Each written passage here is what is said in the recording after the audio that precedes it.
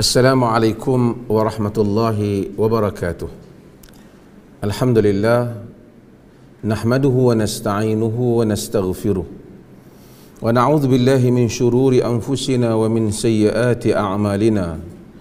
Man yahdihillahu fala mudilla lahu wa man yudlilhu fala hadiya lahu. Asyhadu an la ilaha illallah wahdahu la syarika lahu wa asyhadu anna Muhammadan abduhu wa rasuluhu, amma ba'd. Sidang penonton yang dirahmati Allah, saya mendoakan mudah-mudahan kita semua dan saudara-saudara sekalian berada dalam keadaan sihat sejahtera, mematuhi arahan yang telah dikeluarkan oleh pemerintah, iaitu berada di rumah masing-masing.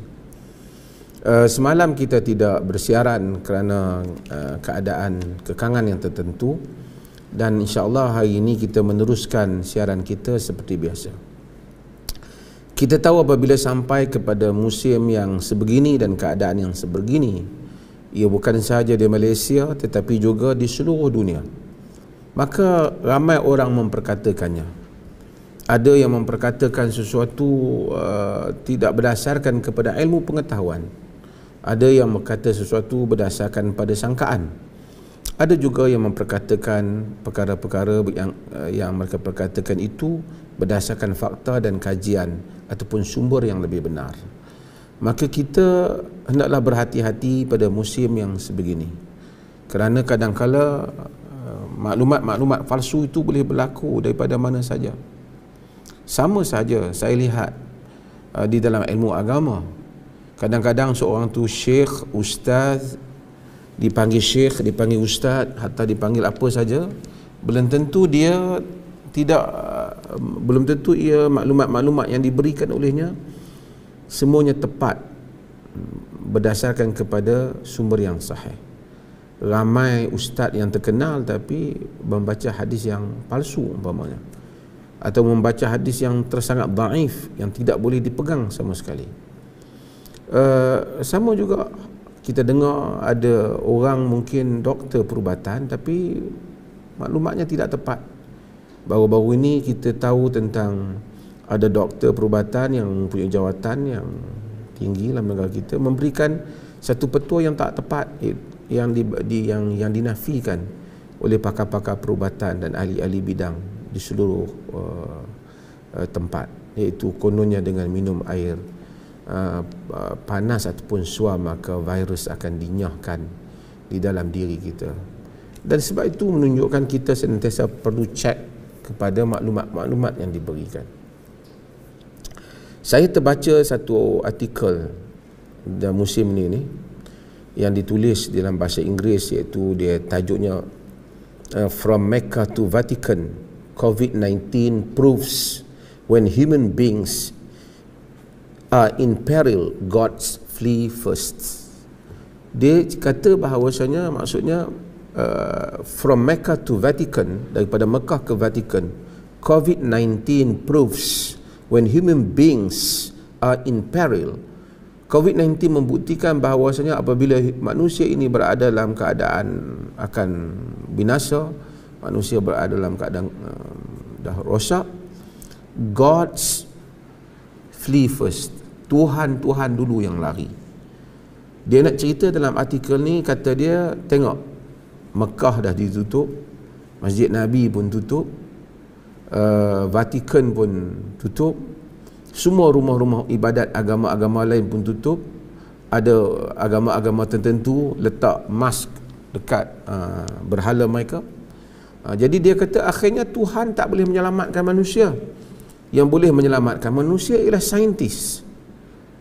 Jadi dia kata Tuhan pun tak tolong dah orang-orang yang menyembahnya.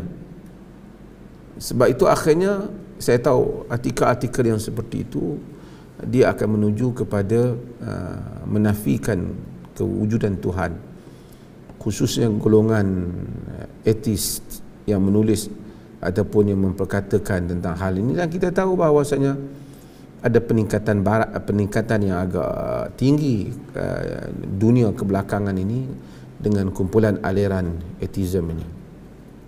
Apapun saya tidak isu agama-agama lain tu satu hal, tapi saya ingin memberikan satu gambaran kepada orang Islam dan juga orang bukan Islam, bagi mereka yang mendengar.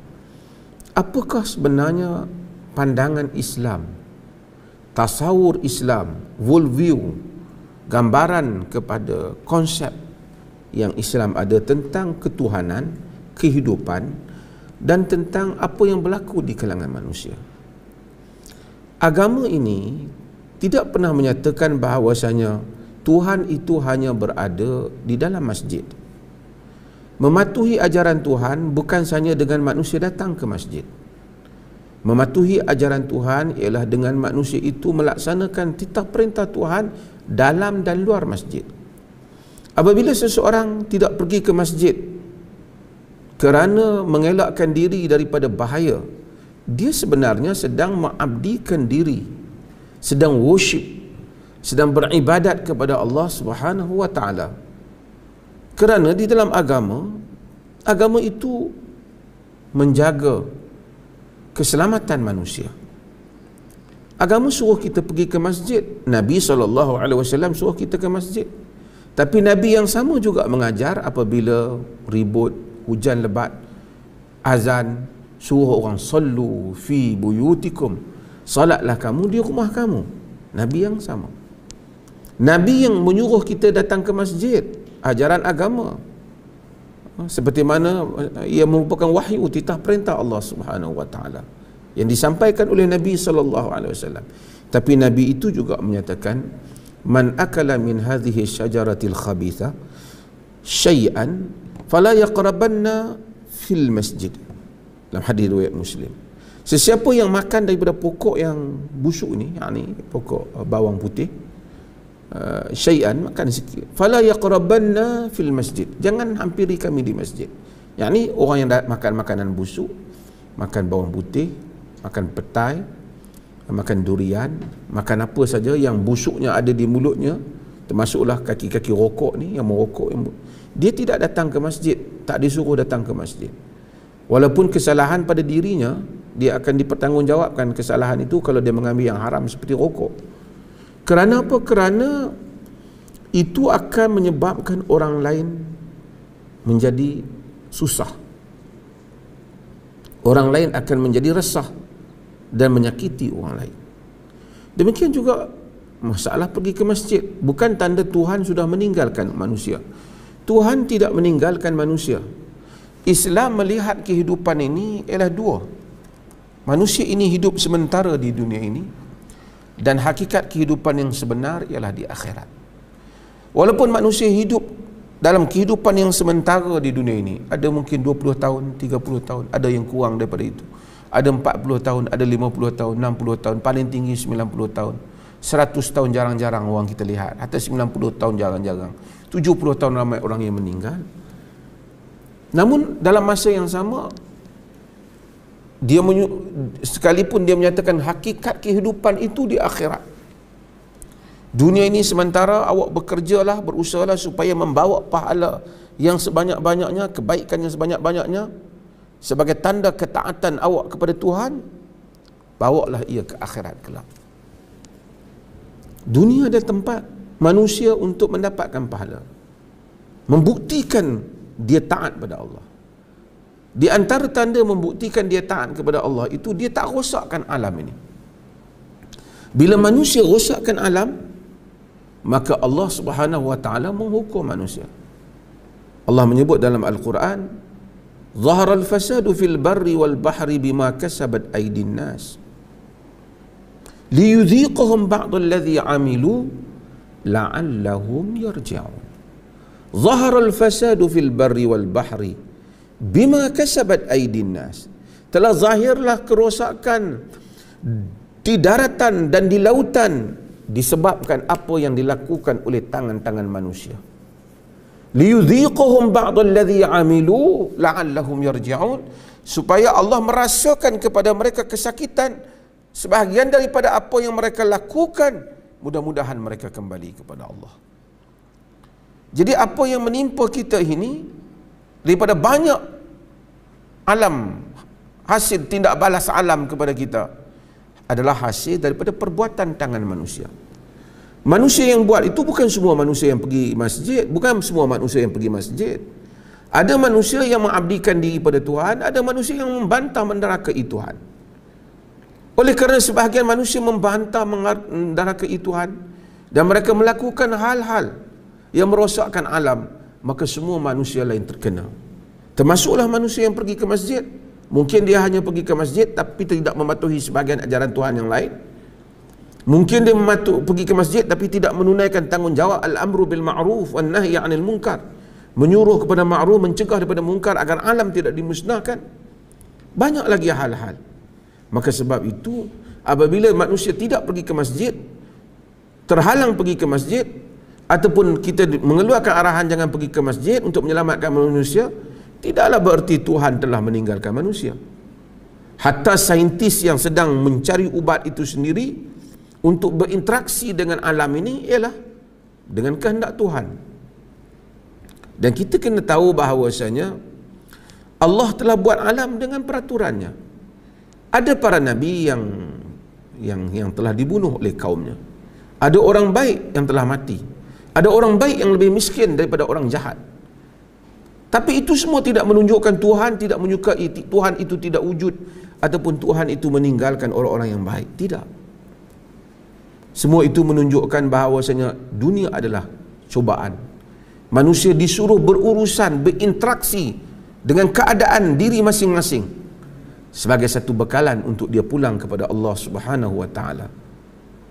Bagaimana supaya dia dapat menjawab? Dia telah menunaikan tugasan yang Allah bagi. Tugasan itu bukan saja di masjid, juga di luar masjid.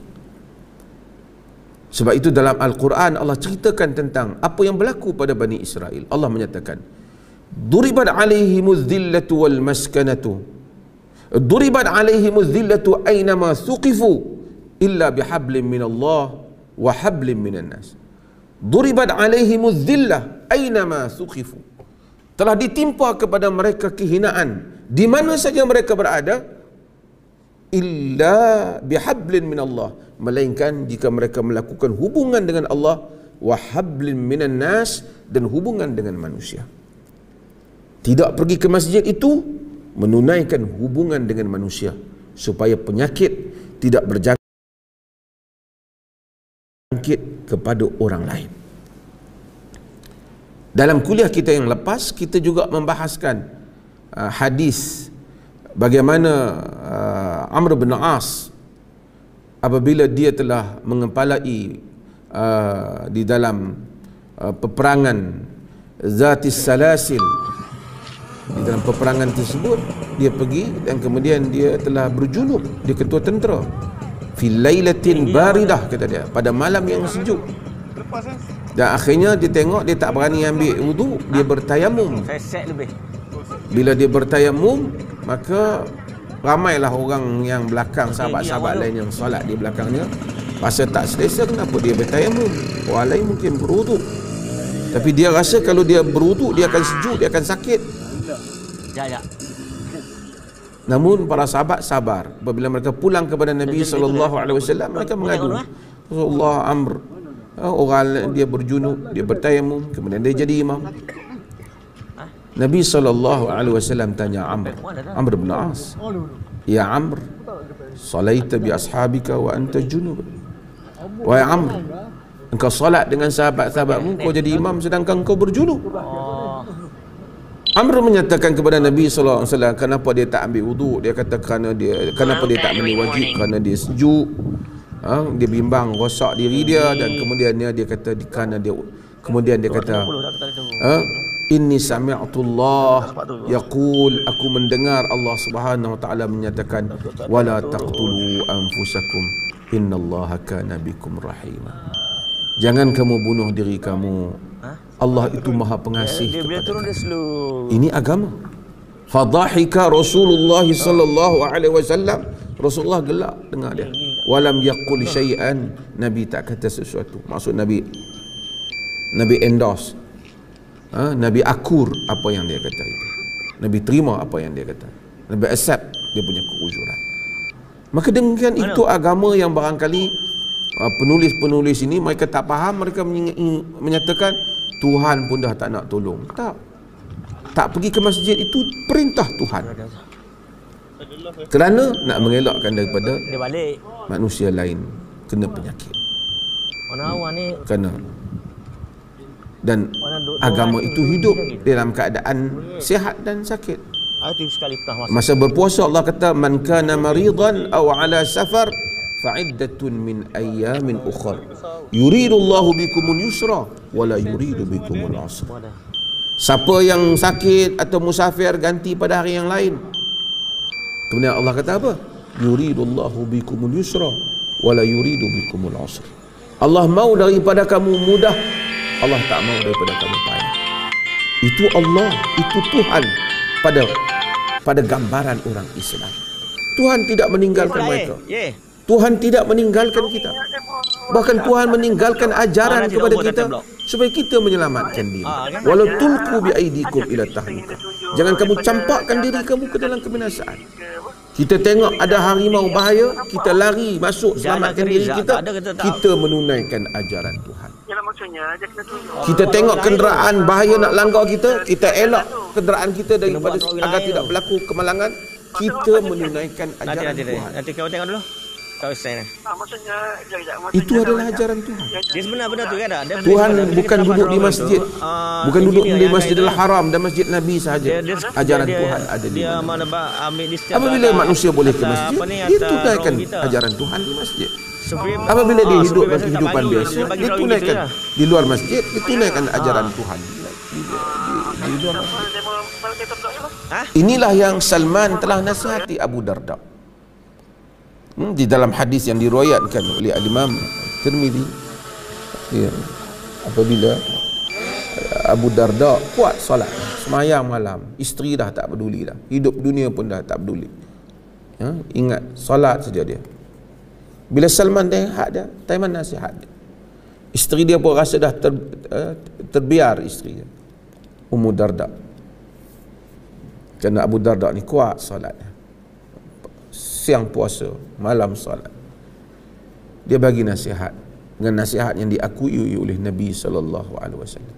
Kata dia, inna li rabbika alaika haqqa wa li nafsika alaika haqqa wa li ahlika alaika haqqa wa li dhaifika alaika haqqa fa'ti kulla dhi haqqin haqqah. Sesungguhnya untuk dirimu ada hak yang mesti engkau tunaikan. Sesungguhnya untuk Tuhanmu ada hak yang mesti kau tunaikan. Sesungguhnya untuk Tuhanmu ada hak yang mesti kau tunaikan. Untuk dirimu ada hak yang mesti kau tunaikan. Untuk keluargamu ada hak yang mesti kau tunaikan. Untuk tetamumu ada hak yang mesti kau tunaikan. Berikanlah kepada setiap yang berhak itu haknya. Ini yang tak dipahami oleh sebahagian ateis dan ataupun orang yang mungkin bukan Muslim, yang tidak memahami konsep gambaran Islam terhadap agama. Dan ini juga tidak dipahami oleh sebahagian orang Islam yang kononnya mereka nak beragama. Kita tengok di negara jiran kita ada yang telah tarik turun arahan pemerintah mereka, masuk juga ke masjid sembahyang dengan alasan bahawasanya mereka tak akan kena. Mungkin ada orang yang tidak kena penyakit kerana Tuhan mustajabkan doa mereka. Tapi manusia bukan setaraf, bukan sama. Ini saya sebut Al-Izz Abdul Salam apabila menulis dalam bab ini, dia membezakan antara maqam asfiya awliya dan maqam manusia biasa. Terbukti apa yang berlaku di Masjid Seri Petaling kerana satu perhimpunan agama. Tengok, satu negara telah suffer, satu negara telah merasai keperitannya. Saya tidak menyalahkan kejadian itu berlaku kerana tidak siapa yang mahu kejadian itu berlaku.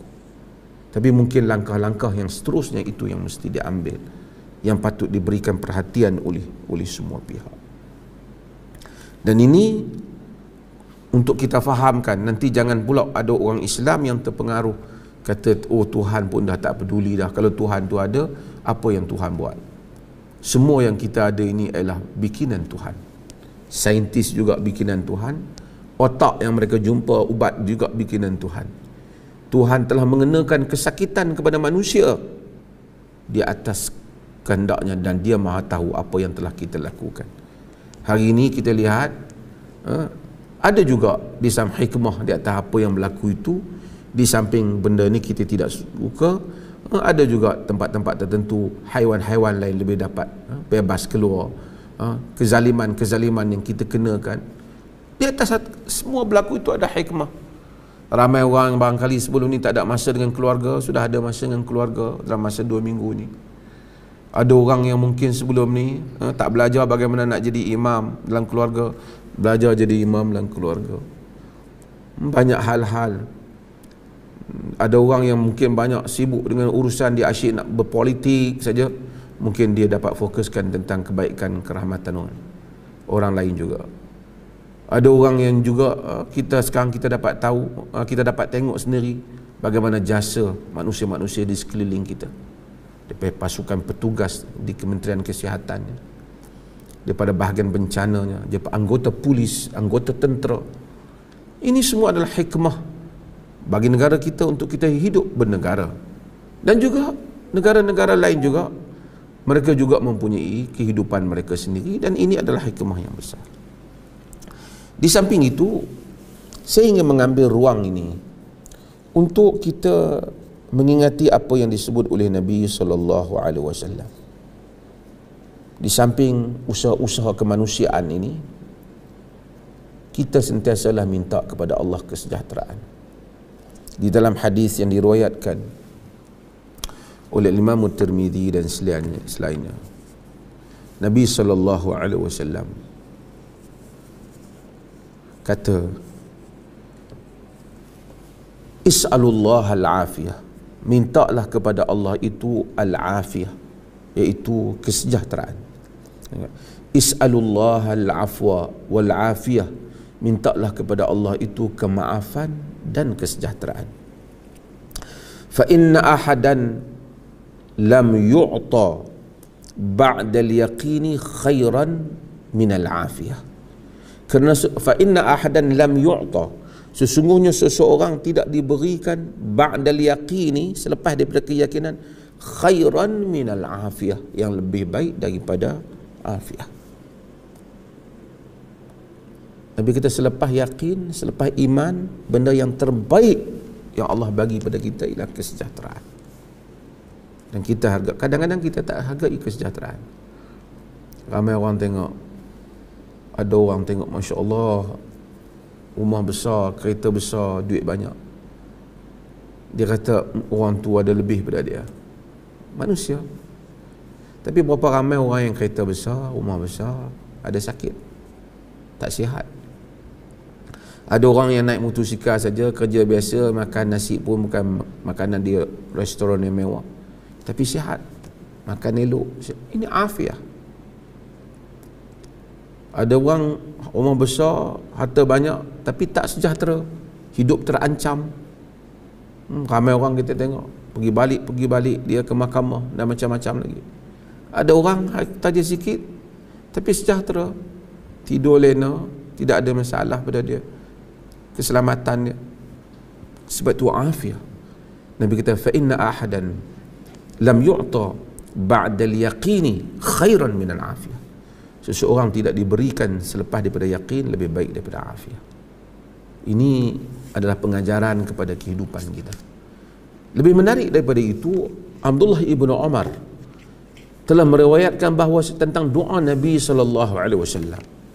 Dan doa ini selalulah saya di dalam kuliah-kuliah menyebut, dan saya yang fakir ini pun berusaha mengamalkannya. Seperti mana kebanyakan orang lain yang lebih beramal di dalam solat, di dalam sujud, di dalam pagi dan petang, bila ada kesempatan membaca doa ni, iaitu doa Abdullah bin Umar yang diriwayatkan oleh Imam Ahmad, diriwayatkan juga oleh Abu Dawud dalam sunannya, diriwayatkan juga oleh Ibnu Majah, di mana Nabi kata Abdullah bin Umar, lam yakun Rasulullah sallallahu alaihi wasallam yada'u haula'i ad-da'awat hina yusbihu wa hina yumsi Nabi SAW lam yakun yada'u hadhihi da'awat atau haula'i da'awat. Nabi tak pernah tinggal doa-doa ini hina yusbihu wa hina yumsi, apabila Nabi berada pada waktu pagi ataupun pada waktu petang. Apa doanya? Doanya, Allahumma inni as'alukal afiyata fid dunya wal akhirah. Ini doa ni mungkin boleh. Allahumma inni as'alukal afwa wal afiyata. Dalam sebahagian riwayat, dalam riwayat yang Imam Ahmad dan selainnya, dia hanya sebut pada ungkapan yang pertama hanya afiyah saja. Allahumma inni as'alukal afiyata fid dunya wal akhirah. Ya Allah, aku memohon kepadamu kesejahteraan di dunia dan di akhirat. Allahumma inni as'alukal afwa wal afiyata. Ya Allah, aku memohon kepadamu kemaafan dan keafiatan. Fid dini, pada agamaku. Wa dunyaya, pada duniaku. Wa ahli, pada kaum keluargaku. Wa mali, pada hartaku. yakni fi dini, pada agama kita supaya sejahtera, supaya kita tidak terbabas daripada agama, pegangan agama. Wa dunyaya, pada dunia kita supaya sejahtera. Wa ahli, pada kaum keluarga kita. Wa mali, pada harta kita sejahtera. Allah mastur aurati, ya Allah tutupkanlah aurat aku. Maksud tutuplah segala keaiban-keaibanku. Ini penting, kerana kita semua mempunyai keaiban yang banyak. Jika tidak kerana Allah menutup keaiban kita, tidak ada kita yang selamat di mata manusia. Semua kita mempunyai keaiban. Hanya rahmat Allah telah menutup keaiban ini sehingga kita dapat berjalan di kalangan manusia, berbicara dengan manusia yang lain, manusia lain bersangka baik dengan kita. Jika Allah singkap, tidak ada siapa yang selamat. Allah mastur aurati wa amin rawati, dan amankanlah, ya Allah tutuplah keaibanku dan amankanlah ketakutan-ketakutanku. Wahfaz baina yadayya, tolong lindungi, jaga di hadapanku. Wahfaz baina yadayya wa min khalfi, dan jagalah di belakangku. Wa an yamini, jaga di sebelah kananku. Wa an shimali, jaga di sebelah kananku. Wa a'udzu bi'azamatik an ughtal min tahti, aku bermelindung dengan keagunganmu agar tidak dikenakan serangan hendak daripada bawahku, yakni tidak kena satu bala yang mengejut, biasanya daripada bawah manusia. Benda maksudnya apa yang kita tak nampak, kita kena. Ini doa yang patut kita baca. Ramai orang beri macam-macam petua doa, sebahagian kata jumpa dalam mimpi lah apa, terpulanglah. Tetapi apa yang saya sebut ini ialah doa yang disebut oleh Abdullah bin Umar, yang disebut, yang diambil daripada Nabi sallallahu alaihi wasallam, yang dia kata lam yakun Rasulullah sallallahu alaihi wasallam yada'u haula'il kalimat hina yusbihu wa hina yumsi. Nabi tak tinggal kalimat-kalimat ini pada waktu pagi dan waktu petang. Apa dia tadi yang kita baca tadi? Allahumma inni as'aluka al-afiyata fid dunya wal akhirah. Kalau kita sambung, Allahumma inni as'aluka al-afiyata fid dunya wal akhirah. Allahumma inni as'aluka al-afwa wal afiyata fi dini wa dunyaya wa ahli wa mali. Allahumma astur aurati wa amin rawati wahfaz baina yadayya wa min khalfi wa an yamini wa an shimali wa a'udzu bi'azamatik an ughtala min tahti. Tadi saya dah bagi makna. Sekali lagi, Allahumma inni as'aluka al-afwa, ataupun Allahumma inni as'aluka al-afiyata fid dunya wal akhirah. Ini ada dua riwayat. Allahumma inni as'aluka al-afiyata fid dunya wal akhirah. Allahumma inni as'aluka al-afwa wal-afiyata fi dini wa dunyaya wa ahli wa mali. Allah mastur awrati wa amin rawati wahfaz baina yadayya wa min khalfi wa an yamini wa an shimali wa min fawqi wa a'udzu bi'azamati an ughtal min tahti. Dengan makna yang tadi, Allahumma inni as'aluka al-afiyata fid dunya wal akhirah. Ya Allah, aku memohon daripadamu kesejahteraan dunia dan akhirat. Allahumma inni as'aluka al-afwa wal afiyata fi dini wa dunyaya wa ahli wa mali. Ya Allah, aku memohon kepadamu kesejahteraan pada dan kemaafan dan kesejahteraan pada agamaku, pada duniaku, pada kaum keluargaku, pada hartaku. Allah mastur aurati, ya Allah tutuplah auratku, aib-aibku. Wa amin rawati, dan amankanlah ketakutan-ketakutanku. Wahfaz baina yadayya, tolong lindungi depanku. Wa min khalfi, di belakangku. Wa an yamini, di sebelah kananku. Wa an shimali, di sebelah kiriku. Wa min fawqi, daripada atasku. Wa a'udzu bi'azamatik an ughtamila min tahti. Aku memohon perlindungan denganmu daripada dikenakan serangan hendap daripada bawahku. Dengan hadis yang sahih ini yang diriwayatkan daripada Rasulullah sallallahu alaihi wasallam, mudah-mudahan kita mengamalkannya pagi dan petang. Semoga Allah memberikan kesejahteraan kepada kita dan kaum keluarga kita, keseluruhannya harta benda kita dan apa saja. Bukan saja untuk musim coronavirus ini. Dan kata Abdullah Ibn Umar, Nabi mengamalkannya, tidak pernah meninggalkannya pagi dan petang dalam hayat baginda sallallahu alaihi wasallam. Mudah-mudahan Allah memberikan kesejahteraan pada saudara-saudara sekalian.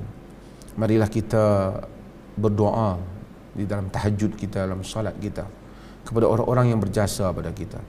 Kerana Nabi sallallahu alaihi wasallam suruh kita berdoa kepada orang yang buat baik pada kita. Nabi kata, siapa man ahsana ilaikum ma'rufan, siapa yang buat ma'ruf kepada kita, fakafi'u, balas kebaikannya. Fa in lam tajidu ma tukafi'u, kalau kamu tak ada apa yang kamu nak balas, fad'u lahu, kamu doa untuknya.